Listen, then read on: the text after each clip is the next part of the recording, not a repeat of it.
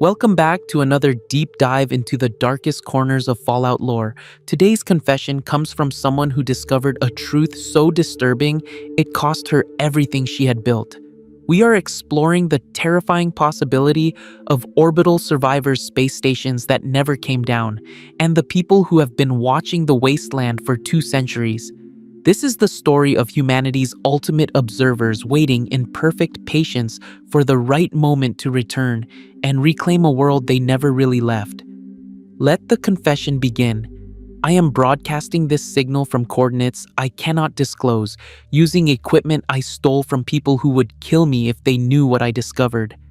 My name is Dr. Sarah Chen, former lead researcher in advanced systems analysis at the Institute, and I need you to understand something that will sound impossible.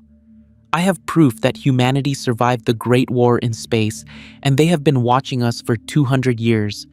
3 years ago, I was reassigned to telecommunications salvage operations.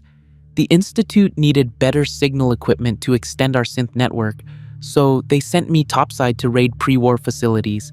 Most scientists hate surface duty, but I volunteered constantly. While my colleagues were terrified of radiation and raiders, I saw an opportunity they did not. I could access sites the Institute had not yet cataloged, places where original records still existed, terminals that had not been wiped or corrupted. That is how I found the Goldstone complex in the Mojave Wasteland. The building was half collapsed, filled with feral ghouls and rad scorpions, but the underground levels were intact. Deep in the third sublevel, I found a communications array that had been designed for deep space monitoring. The equipment was ancient, covered in dust, but the backup reactors still had enough fuel for basic operations. I told the Institute I needed 6 weeks to evaluate salvage potential. In reality, I spent that time bringing the array back online. The first week was just basic restoration, clearing debris, replacing fuses, running diagnostics on systems that had not operated since October 2077. I expected nothing, honestly. This was scientific curiosity, the same drive that made me question Institute doctrine about the surface being irredeemable. But on day 9, while calibrating the main dish array, I detected something that should not exist. A signal, faint but structured, repeating on a 72-hour cycle, coming from high orbit. I spent the next 4 days verifying that signal was real and not some atmospheric interference or pre-war automated system running on fumes. The encryption was military grade, using codes that were already obsolete when the bombs fell, but the signal strength indicated active broadcast, not passive echo. Something in orbit was deliberately transmitting, and it had been doing so for a very long time. When I returned to the Institute, I said, nothing. I submitted my salvage report, recommended the site for future acquisition, and requested assignment to historical database analysis. Father approved without question. Why would he doubt me? I had been loyal for 15 years, a model scientist who never questioned our mission to perfect synthetic humanity. He did not know I had smuggled out 3 backup drives containing every file from Goldstone's archives. What I found in those archives changed everything I thought I knew about the Great War. There were launch manifests for orbital platforms I had never heard of, maintenance schedules for space stations that should have fallen from orbit decades ago, and personnel rosters for crews trained in long-term survival. The United States did not just have satellites before the war. They had manned stations, fully equipped for extended operations, with life support systems designed for multi-generational habitation. The most critical file was labeled Project Olympus, dated November 2076, marked with clearance codes that exceeded anything I had seen at the Institute. It detailed a contingency plan, a program to evacuate key personnel to orbital platforms if ground-based survival became impossible. The document referenced the Ballistic Orbital Missile Base 001, or BOMB 001, as primary habitat, with secondary sites including Valiant research stations and something called Exodus 7, BOMB 001. 001 was not just a weapons platform. According to the specifications, it was a donut-shaped structure measuring 400 meters in diameter, equipped with hydroponics bays, water reclamation systems, a medical facility, and enough storage for 5 years of consumables. The official capacity was 6 crew members for weapon operations, but the habitat modules could support up to 60 people if rationing protocols were implemented. More importantly, the station carried deep sleep hibernation pods, an experimental technology that had been successfully tested by the United States Space Administration in 2070. I cross-referenced this with other data I had recovered from Institute raids on pre-war facilities.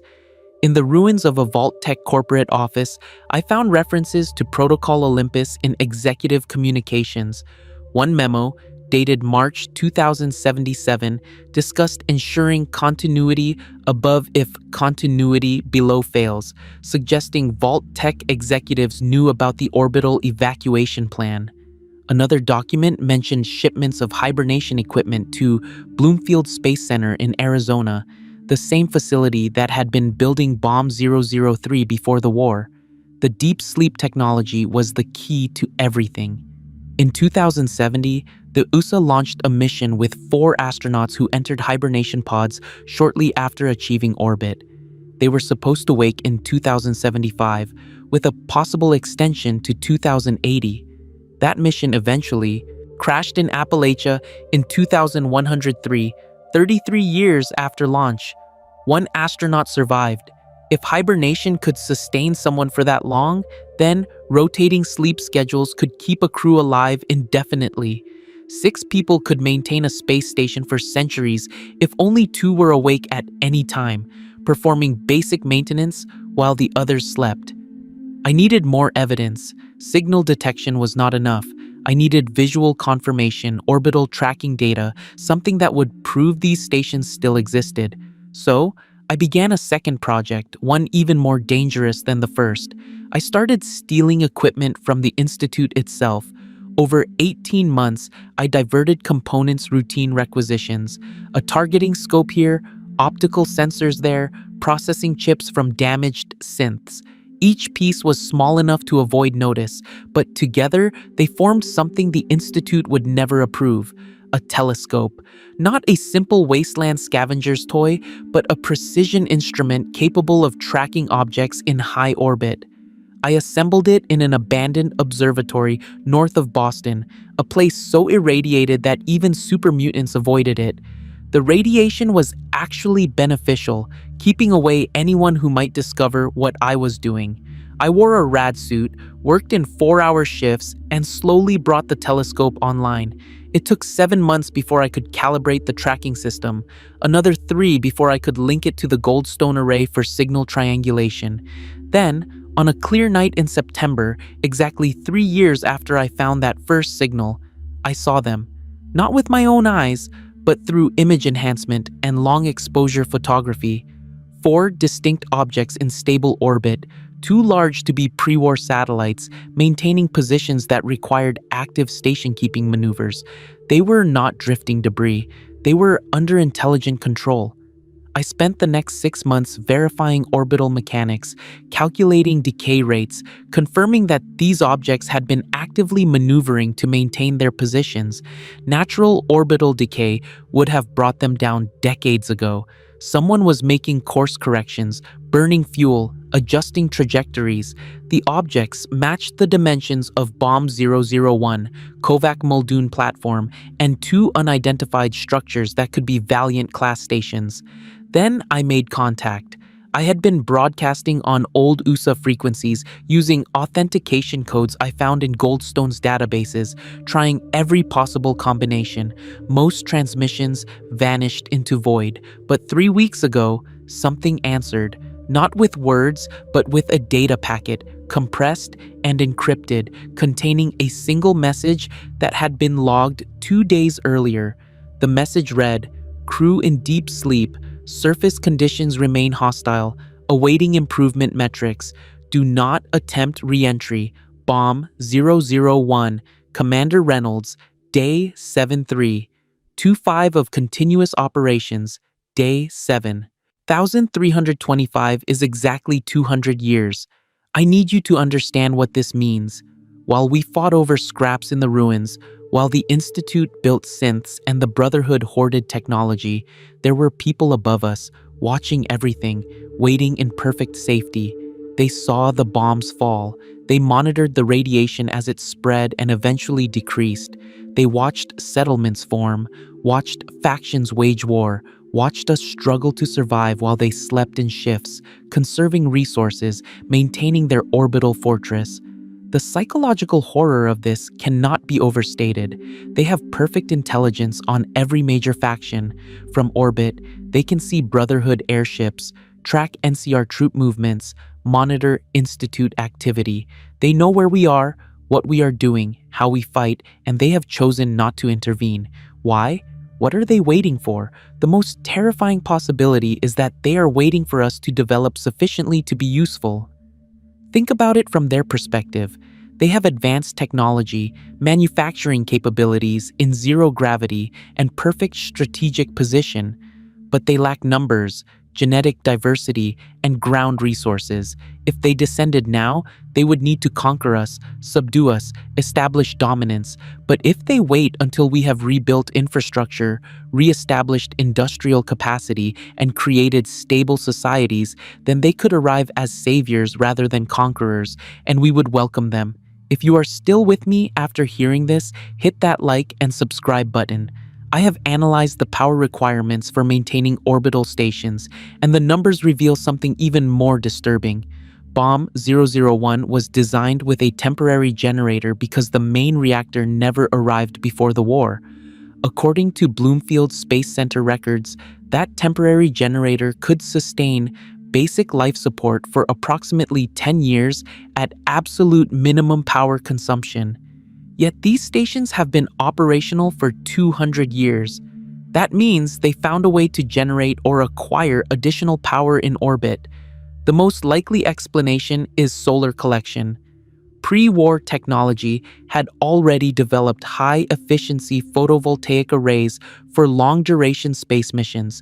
If the station crews cannibalized communication satellites, military platforms, or other orbital debris, they could have assembled solar farms large enough to power their operations indefinitely. I have observed what appears to be regular debris collection patterns, objects changing trajectories to intercept defunct satellites, suggesting active salvage operations have been occurring for decades. But solar power alone does not explain everything. The bomb platforms were designed as weapons systems, each carrying 24 nuclear-tipped missiles. Even if only partially loaded, Bomb 001 would have possessed enough nuclear armament to destroy every major settlement in the Wasteland. The question that keeps me awake at night is simple. Do they still have those weapons? Have they maintained the missiles, kept them operational, ready to launch if we somehow threaten their orbital sanctuary? I found partial answers in a location I should never have accessed. 6 months ago, the Institute sent me to investigate pre-war military installations in the capital Wasteland. Officially, I was searching for weapons technology. Unofficially, I was tracking down any reference to orbital command structures. In the ruins of what was once the Pentagon, I found a terminal that had been powered by backup fusion cells, still running after 2 centuries. The terminal contained fragmentary logs from October 2077, the final days before communication with orbital assets was lost. One entry, dated October 21st, 2 days before the bombs fell, reported that Bomb 001 and Bomb 002 had both been brought to full combat readiness.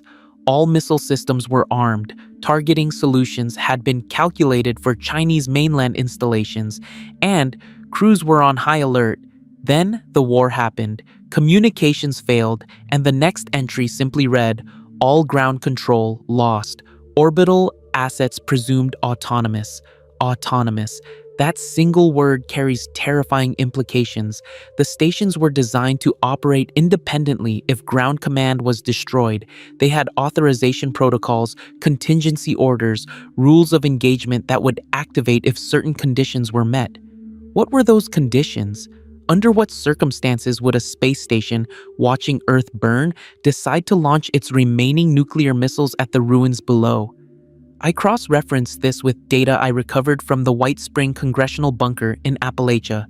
That facility had been connected to the Kovac Muldoon platform, an orbital surveillance and strike satellite that was still partially functional as of 2103.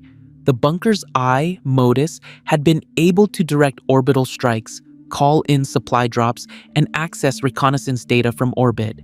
If Kovac Muldoon survived, and if other platforms maintain similar capabilities, then whoever controls those stations possesses weapons that make every surface faction's arsenal look primitive by comparison. The technological disparity is staggering. Institute scientists pride themselves on being the most advanced organization in the Wasteland.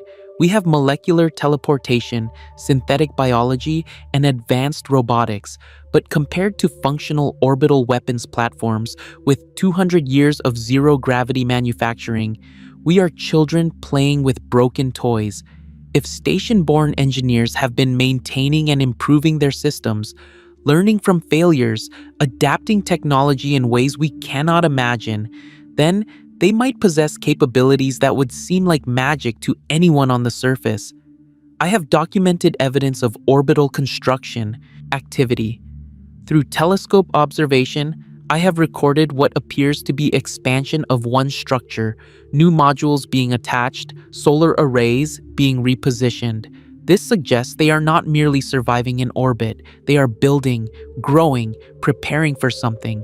The scale of construction indicates a long-term project, something that has been underway for decades, possibly a generation ship or deep space vessel.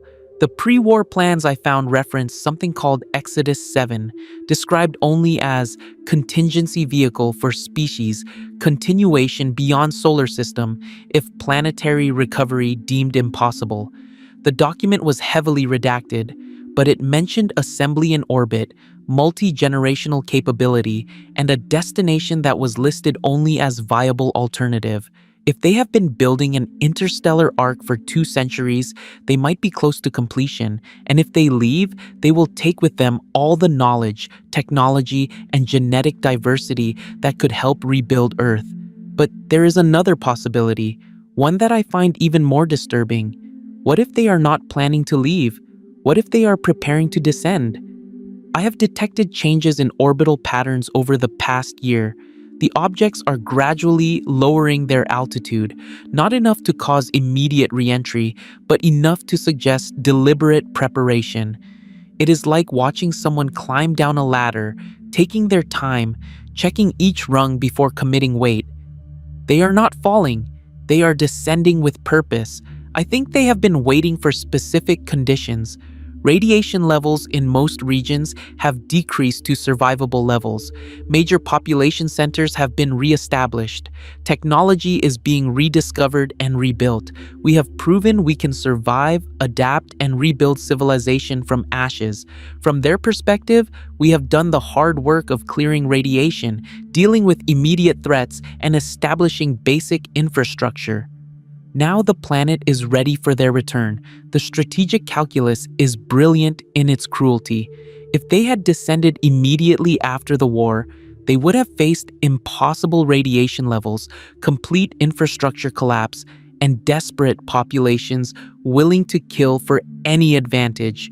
But by waiting 200 years, they arrive at a planet that has stabilized enough to be useful, but remains primitive enough to be controlled.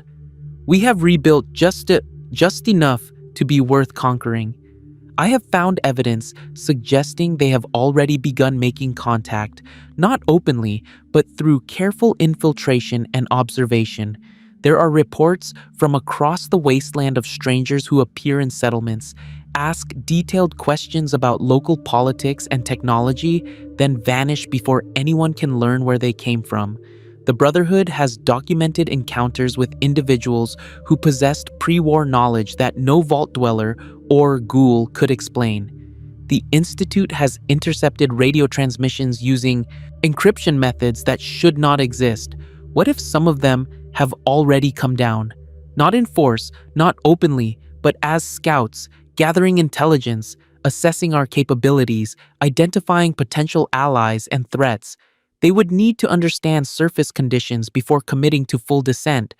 They would want to know which factions could be negotiated with, which would need to be neutralized, and where the most valuable resources could be found. The Valiant one. Crash in Appalachia might not have been an accident. I have studied the trajectory data from wreckage analysis reports. The angle of descent suggests controlled reentry that went wrong in the final approach, not catastrophic system failure. What if they were attempting a landing? What if that was a test to see if station-born humans adapted to zero gravity could survive Earth's gravity? The fact that one astronaut survived 33 years in hibernation and then months on the surface proves it is possible.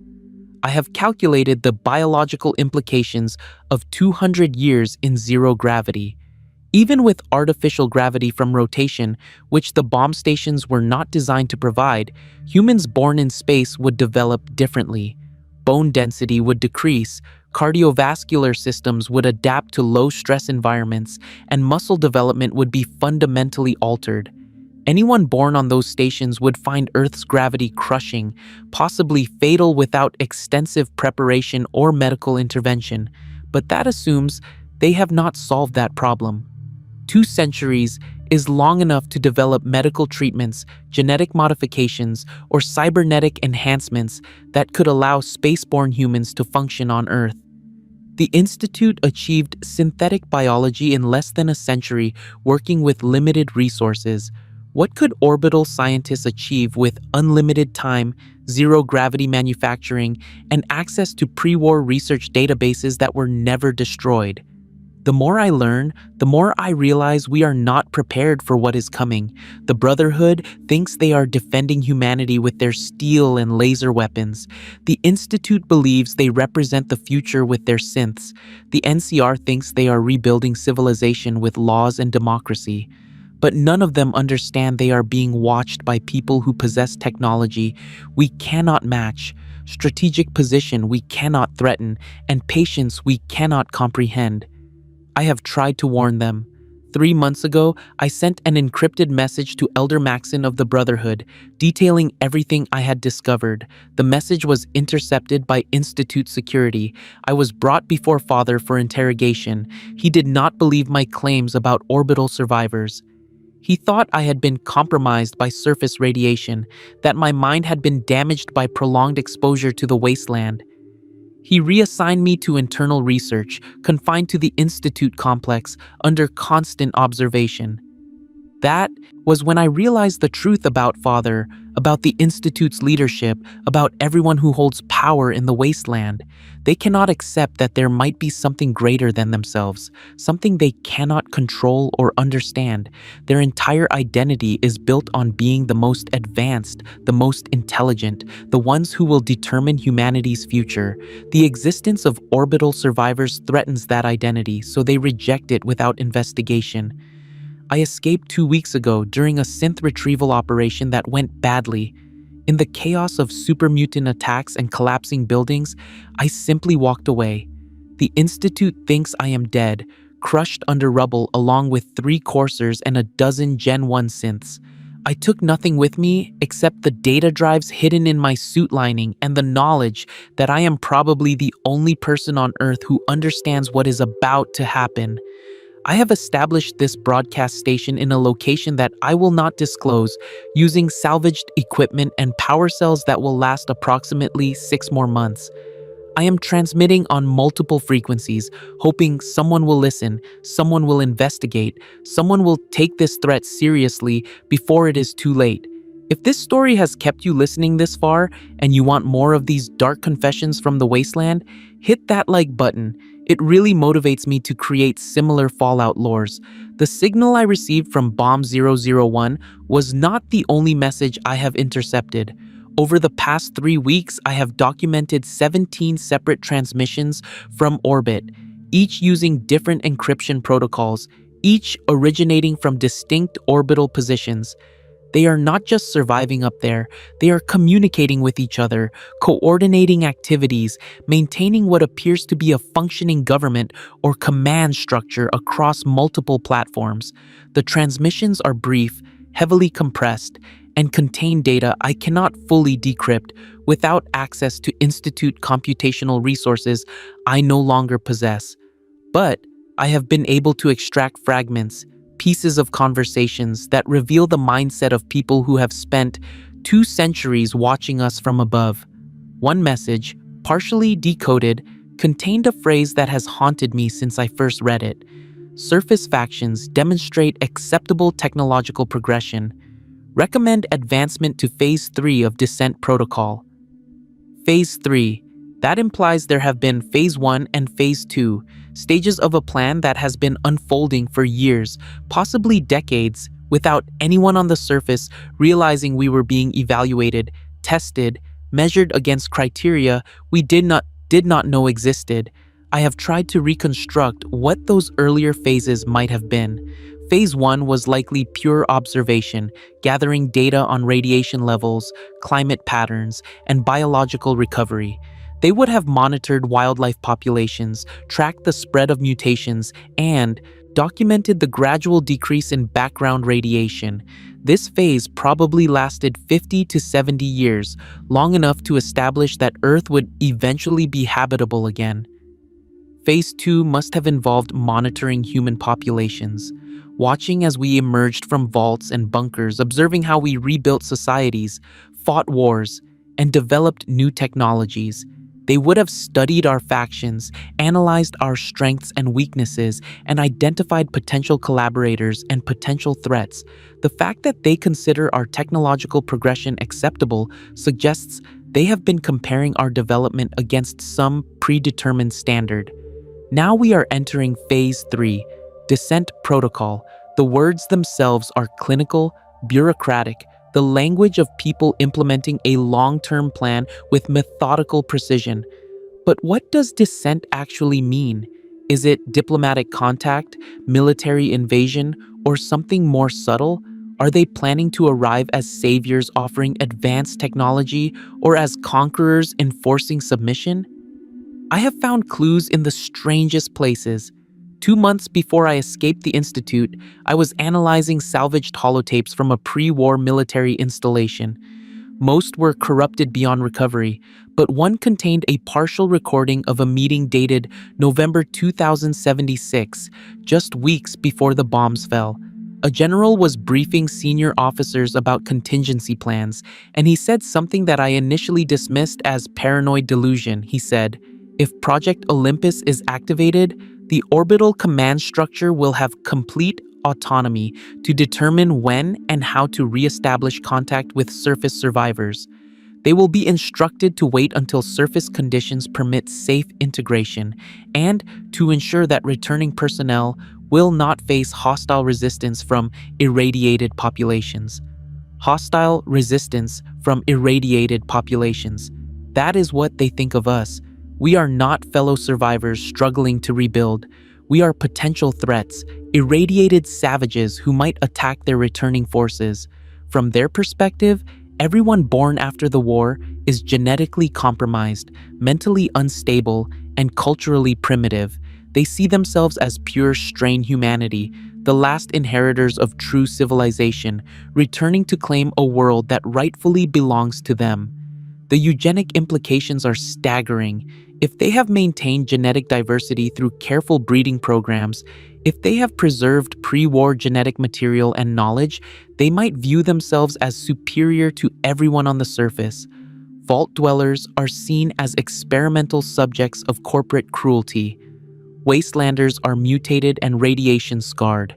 Even Institute scientists like myself, despite our technological achievements, are the descendants of people who endured 2 centuries of exposure to radioactive fallout. I have detected evidence of genetic research in the orbital transmissions. Medical terminology, references to embryonic development in zero gravity, discussions of radiation resistance enhancement. If they have been conducting breeding programs designed to create humans optimized for both space and Earth environments, they could have populations that are genuinely superior in certain measurable ways. Stronger immune systems, greater resistance to radiation, enhanced cognitive capabilities developed through generations of rigorous intellectual selection. But superiority in controlled environments does not guarantee superiority in the wasteland. They have never faced a deathclaw, never navigated a rad storm, never negotiated with super mutants or outsmarted raiders. Their 200 years of safety have protected them, but also isolated them from the harsh evolutionary pressures that shaped us. We are survivors precisely because we adapted to impossible conditions. They are survivors because they never had to adapt at all. I think this is what they miscalculate. They assume their technology and genetic purity give them insurmountable advantages. They do not understand that wasteland humans have developed capabilities they cannot replicate. We can survive on minimal resources, fight with improvised weapons, and endure conditions that would kill anyone raised in climate-controlled comfort. A Brotherhood paladin in power armor, a NCR ranger who has spent years in the desert, or even a raider who has survived by pure vicious cunning, these are not primitive savages. These are apex predators shaped by 2 centuries of the harshest selection pressure imaginable. The military implications keep me awake at night. If they descend with orbital strike capabilities, they could destroy the Brotherhood's Pridwin, the Institute's reactor, or the NCR's major settlements before any defense could be mounted. One kinetic strike from orbit, a simple tungsten rod accelerated by gravity, could penetrate any bunker, destroy any fortification, and leave no radiation to complicate occupation. They do not need nuclear weapons. They have the ultimate high ground and unlimited ammunition in the form of orbital debris. But military conquest would be messy, expensive in terms of resources, and potentially catastrophic if we managed to damage their limited numbers during the fighting. I think they prefer a different approach. I think they want us to welcome them. Consider how they might present themselves. They arrive not as conquerors, but as rescuers, bringing advanced medicine, clean power generation, and knowledge that could transform the wasteland overnight. They offer to cure radiation sickness, eliminate super mutants, and restore pre-war agricultural productivity. Most settlements would accept immediately. The benefits would seem too valuable to refuse. Then, slowly, subtly, they begin to integrate themselves into positions of authority. Their technology becomes indispensable. Their advice becomes necessary. Their presence becomes normal. Within a generation, they control everything without ever firing a shot. We would choose subjugation because the alternative, continuing to struggle in the wasteland, would seem unnecessarily harsh when paradise is offered freely. I have seen this pattern before. The Institute does exactly this with their synth infiltrators: replace key individuals, influence decisions, and manipulate outcomes while maintaining the illusion of local autonomy. The orbital survivors would employ the same strategy on a continental scale, using superior technology instead of synthetic replacements. There is another possibility that terrifies me even more. What if they do not want to rule us? What if they simply want to replace us? Think about the mathematics. Bomb 001 could house 60 people in emergency conditions. If they have been practicing strict population control, maintaining genetic diversity through careful breeding programs, they might have kept their population stable at manageable levels. But 200 years is 8 to 10 generations. Even with perfect contraception and population management, genetic drift and the need for diversity would create pressures to expand. They cannot expand in orbit without massive resource expenditure. But Earth offers unlimited space, established infrastructure that could be repaired, and an environment that is gradually returning to habitability. If they view surface populations as genetically compromised and culturally incompatible, They might decide the most efficient solution is simply to eliminate us and repopulate the planet themselves. The weapons are already in place. Bomb 001 alone could carry enough nuclear missiles to sterilize major population centers. If multiple platforms coordinate strikes, they could destroy every significant settlement in North America within hours.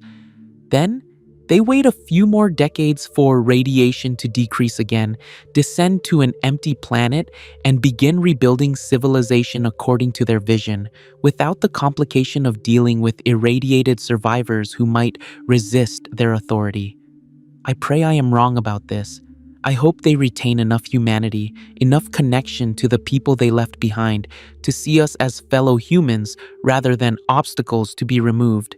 But 200 years of isolation, of watching us fight and struggle and fail, might have eroded their empathy. From orbit, we look like ants, scurrying through ruins, fighting over scraps. It is easy to devalue life when you observe it from such distance. I have been trying to establish direct communication to bypass whatever protocols prevent them from responding to surface transmissions. I have broadcast messages in old USA codes, military authentication sequences, even personal appeals using names I found in crew rosters from 2077. Nothing has worked. They receive my transmissions, I am certain of that, but they choose not to respond. Their silence is a decision, a calculated choice to maintain distance until they are ready to act. 3 days ago, something changed. I detected a new signal, different from the regular status updates and interstation communications. This transmission was directed at Earth, specifically at coordinates in the Commonwealth near Boston. It was brief, lasting less than 2 seconds, but the signal strength was enormous, far greater than necessary for simple communication. It was a targeting pulse, the kind of signal used to designate strike coordinates for orbital weapons. I have been monitoring those coordinates constantly since then. Nothing has happened yet. No strike, no explosion, no visible change. But something has been marked, selected for attention, cataloged in their targeting systems. The Institute is located in that region, so is the Brotherhood's main base. Either could be the target, or perhaps both. I think they are preparing final targeting solutions before descent. They are identifying threats that must be neutralized, capabilities that could interfere with their plans, and concentrations of technology that might pose risks to their operations. The Brotherhood's energy weapons, the Institute's teleportation technology, the Railroad's infiltration networks, all of these represent potential complications that would be easier to eliminate from orbit than to manage on the ground. The timeline is accelerating. I can feel it in the frequency of transmissions, the intensity of orbital maneuvering, the precision of their surveillance. Whatever they have been planning, whatever protocol they are following, we are approaching the final stages.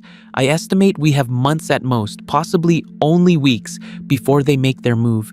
I have tried to warn everyone who might listen. I sent messages to Diamond City Security, to Brotherhood outposts, to trading caravans that travel between settlements. Most dismiss me as insane, another wasteland lunatic raving about conspiracies. A few listen, ask questions, then decide the threat is too abstract, too distant to warrant action when they face immediate dangers from raiders and super mutants.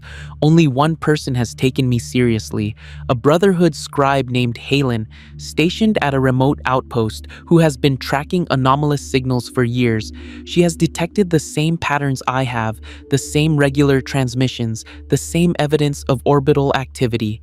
We have been sharing data, comparing observations, trying to assemble a complete picture of what is happening above us.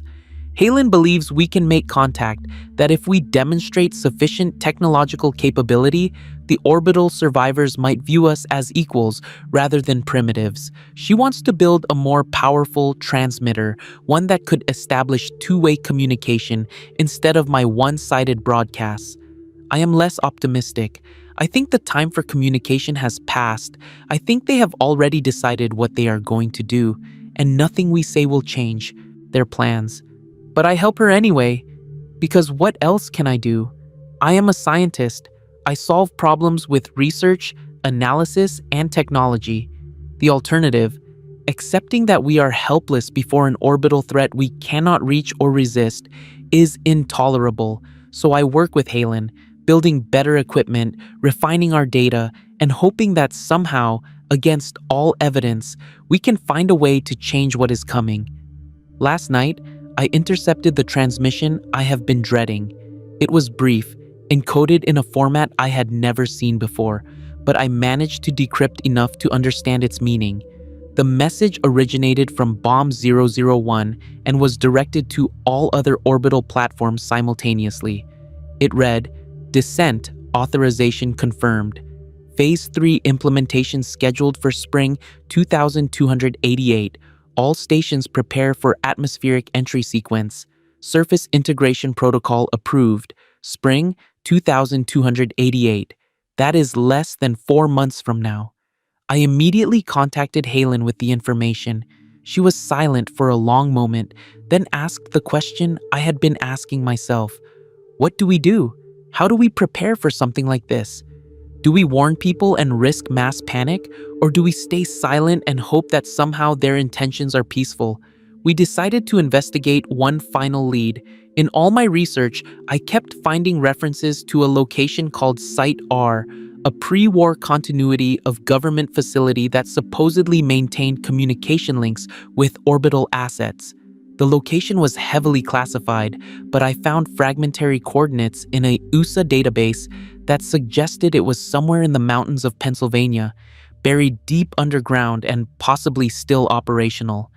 Halen and I traveled there together, moving carefully through territory controlled by raiders and super mutants. It took us 11 days to reach the coordinates, another 3 to locate the actual entrance hidden behind a collapsed rock face. The facility was sealed behind blast doors that should have been impossible to open, but Halen had brought Brotherhood override codes that somehow, impossibly, worked. Inside, we found a complex that had been abandoned in perfect order, as if everyone had simply walked out one day and never returned.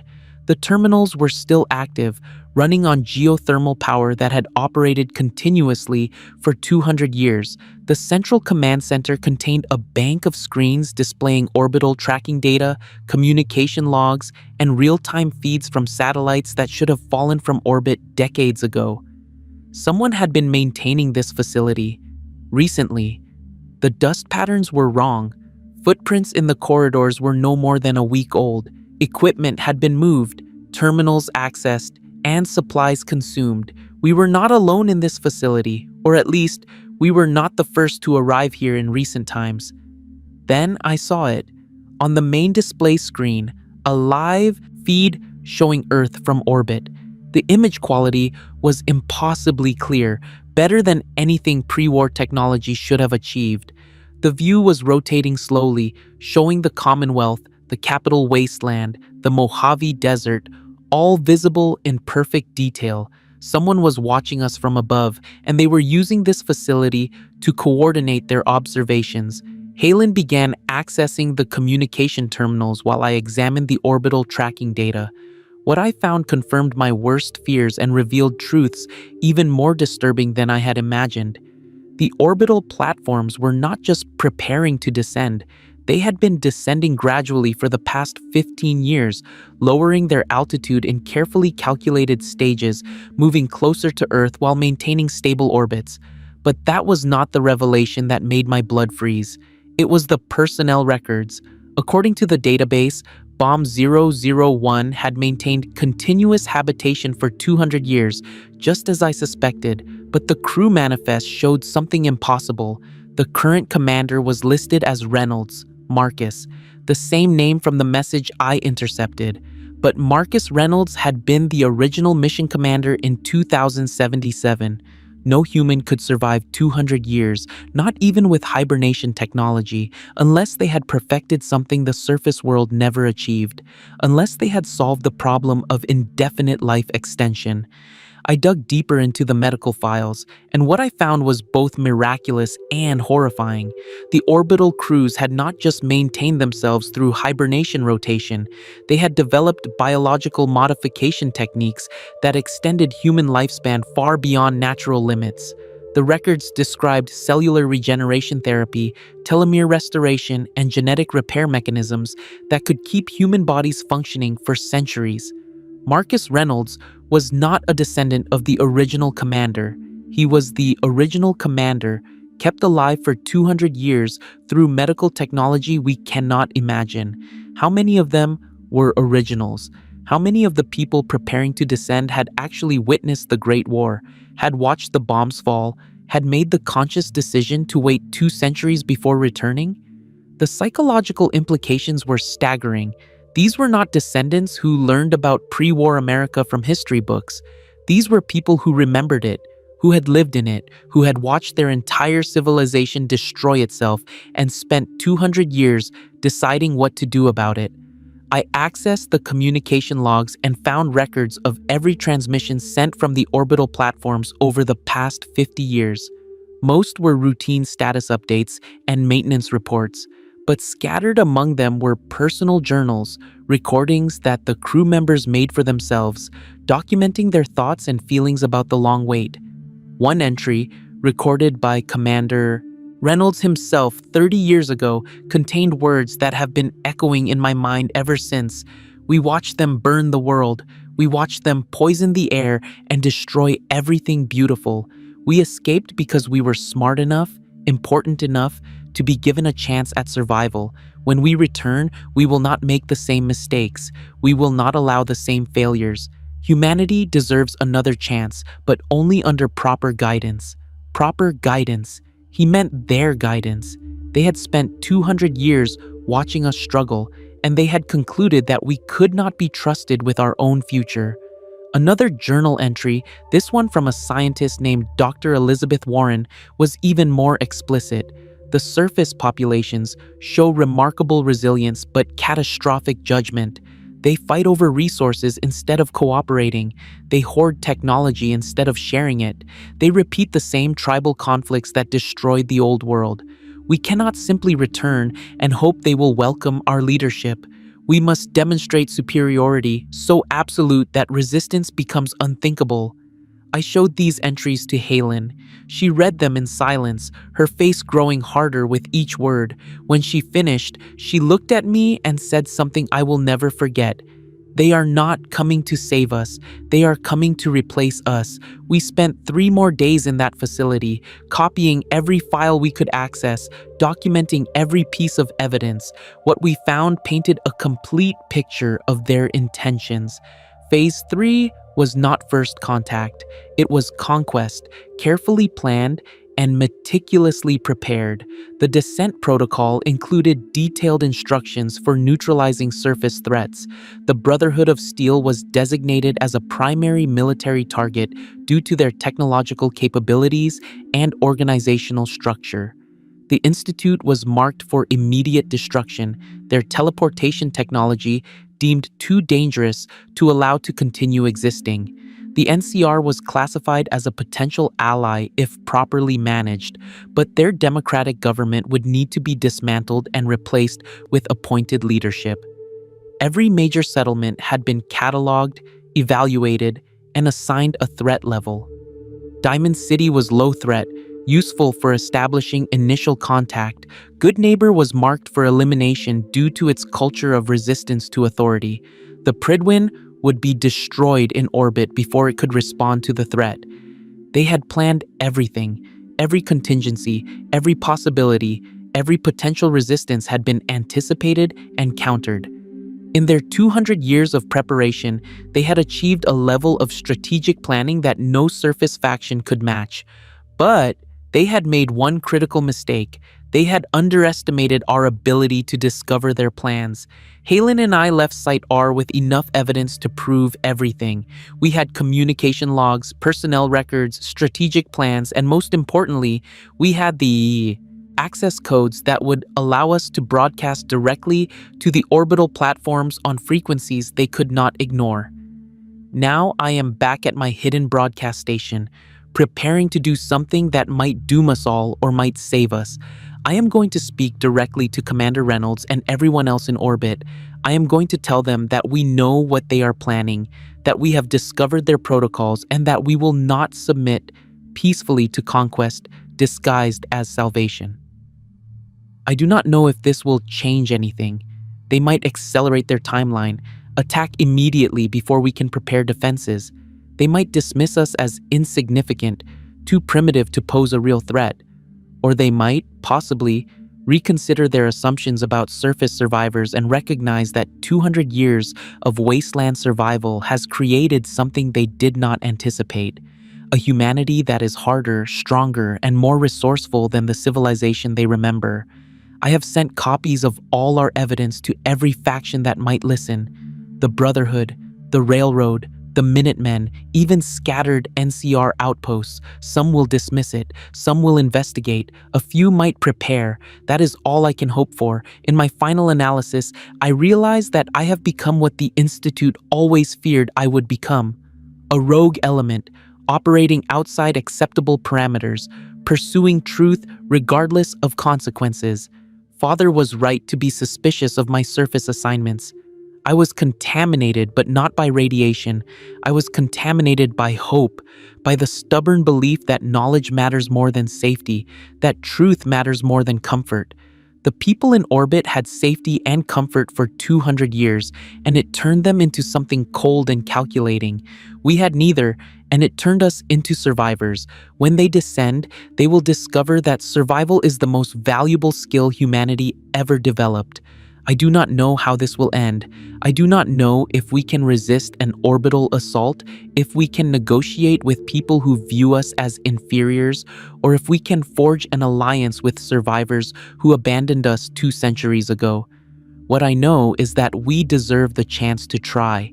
The wasteland made us who we are. The radiation, the monsters, the endless struggle for resources, all of it shaped us into something the old world never imagined. We are not the humanity they left behind. We are the humanity that survived the unsurvivable. And that makes us stronger than they comprehend.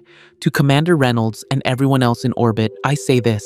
We know you are there. We know what you are planning, and we are ready. Not ready to submit, not ready to be guided or managed or replaced. Ready to stand as equals, to negotiate as peers, to fight if necessary, and to survive whatever you bring down upon us. We did not endure 200 years in hell just to surrender heaven to those who hid in the sky. If this confession meant something to you, leave a like. It is the only way I know you liked the video. This is Dr. Sarah Chen, broadcasting from somewhere in the wasteland, reminding you that the truth is always worth pursuing, no matter how dangerous it becomes. The orbital exiles are coming home. Let us make sure they understand what home has become.